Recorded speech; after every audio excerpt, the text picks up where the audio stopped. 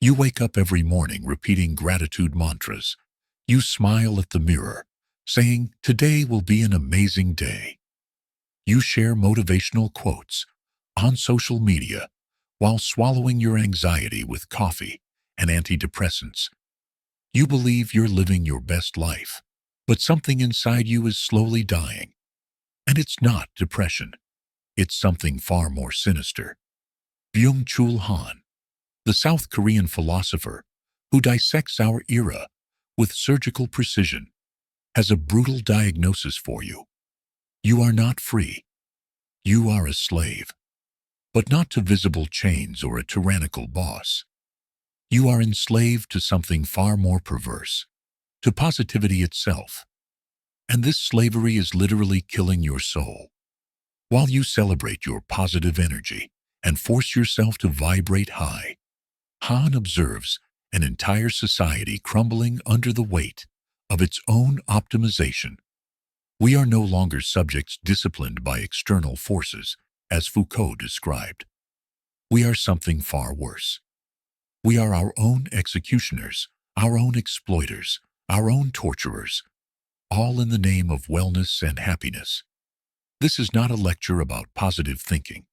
This is an autopsy of our civilization, a philosophical dissection of how the performance society transformed each of us into a one-person corporation, exploiting ourselves to mental, emotional, and spiritual exhaustion. And the most terrifying part, we do it while smiling. Han identifies our era as the burnout society, not the physical exhaustion of industrial workers, but something far deeper and more devastating: the existential depletion of those who became entrepreneurs of themselves. You no longer work for a boss. You work for your ideal self, for your personal brand, for your followers, for the optimized version of yourself that never arrives. And here lies the perverse genius of the current system. It convinced us we are free. You can be anything you want. Follow your dreams. The sky's the limit. These phrases, which sound like liberation, are actually the most sophisticated chains ever created by humanity. Because when you fail, and you will always fail at some point, the fault is not the systems, not societies, not circumstances. The fault is yours. You didn't try hard enough. You weren't positive enough. You didn't deserve it enough. Nietzsche spoke of the Übermensch, but our society created something different: the Uber burnout. You are always trying to be more productive, happier, more fulfilled, more authentic, more spiritual, more connected, more disconnected when necessary. You are an eternal optimization project that never completes itself. Han shows us that the massive depression of our era is not accidental. It is the logical result of a society that transformed every individual into a perpetual competitor with themselves. When Foucault analyzed disciplinary power, he identified institutions that controlled us: the prison, the hospital, the school. But Han goes further. Today, the institution that controls us is our own optimized mind. You have internalized the panopticon. You are simultaneously the prisoner and the guard of the prison. You watch yourself, punish yourself, reward yourself, exploit yourself, all while believing you are living your best life. Freedom has become a more sophisticated form of slavery. And positivity? Positivity is the morphine of this operation. It anesthetizes your ability to perceive that something is fundamentally wrong. When you feel anger, frustration, sadness, or existential emptiness, the Positivity Society doesn't want you to investigate these emotions. It wants you to immediately transform them into learning, growth, or opportunity. But Han argues that these negative emotions are vital signs of your humanity. They indicate that you still have a functioning soul, still have an internal mechanism that detects when something isn't right. Toxic positivity is like a drug that shuts off these internal alarms, leaving you vulnerable to increasingly deeper exploitation. Kierkegaard spoke of the sickness unto death, despair that doesn't even recognize itself as despair.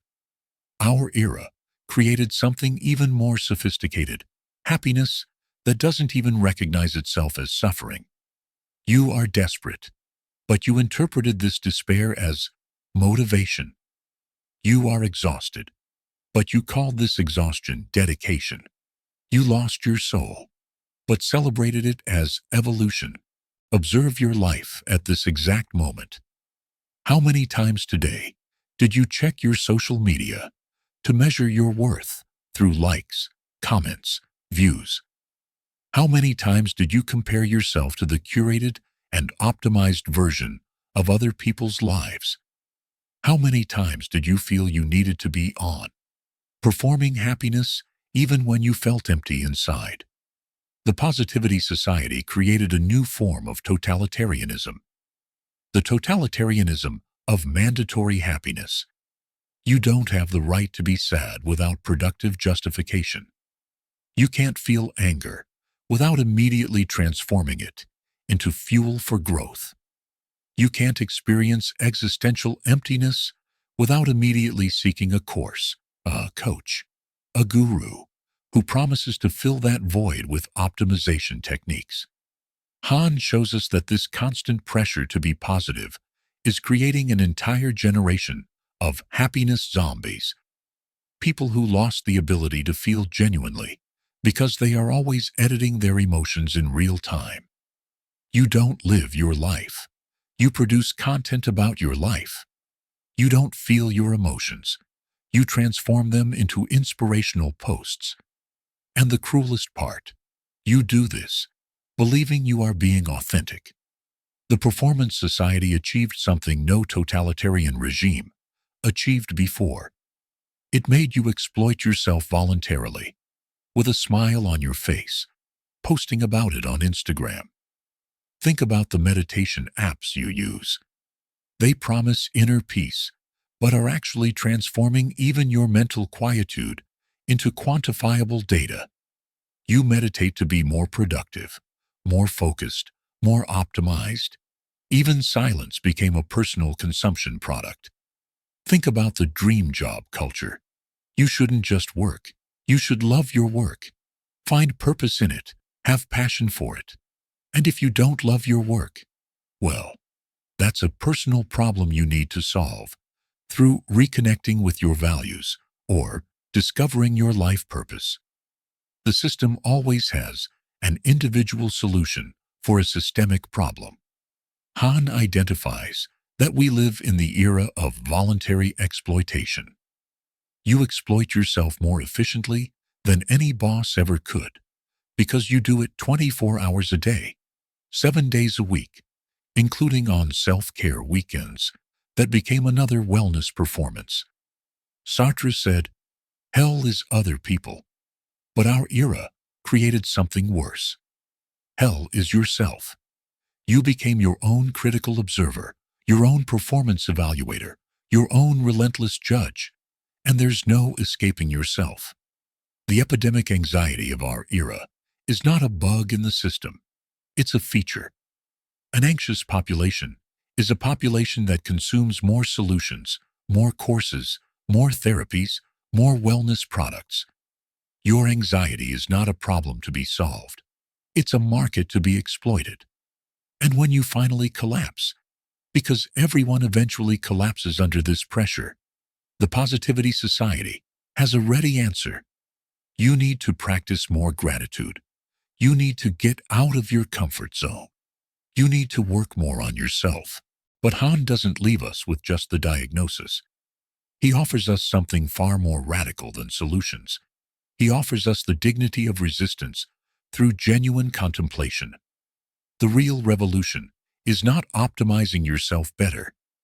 The real revolution is stopping optimization altogether. It's recovering the sacred right to be unproductive, to feel sadness without transforming it into content, to experience emptiness without immediately trying to fill it. Han speaks to us about the importance of leisure, not as laziness, but as political resistance. In a society that commodifies every second of your life, simply existing without producing anything is a revolutionary act. Sitting in silence without meditating, looking out the window without practicing mindfulness, feeling boredom without immediately reaching for your phone. Truth contemplation, according to Han, requires something our society made almost impossible: non-productive, non-optimized, non-quantified time. It requires the courage to be useless in a society that measures value through productivity. You want to know what's truly countercultural today? It's not doing drugs. It's not having piercings. It's not being rebellious on social media. The most radical act you can perform is simply stopping. Stop optimizing yourself. Stop comparing yourself. Stop transforming every experience into learning. Stop documenting every moment of your life. Han shows us that real freedom begins when you stop being free for something and simply become free from something. Free from the obligation to be happy. Free from the pressure to constantly grow. Free from the need to find purpose in every suffering. Melancholy, which our society tries to medicate immediately, might actually be a sign of mental sanity in an insane world. It might be your soul saying, "This isn't right. This is not how a human life should be lived." Epictetus taught us about what is under our control and what is not. Han goes further. He shows us that even our efforts to control what is under our control can become a form of slavery. Sometimes, wisdom lies in letting go of control completely.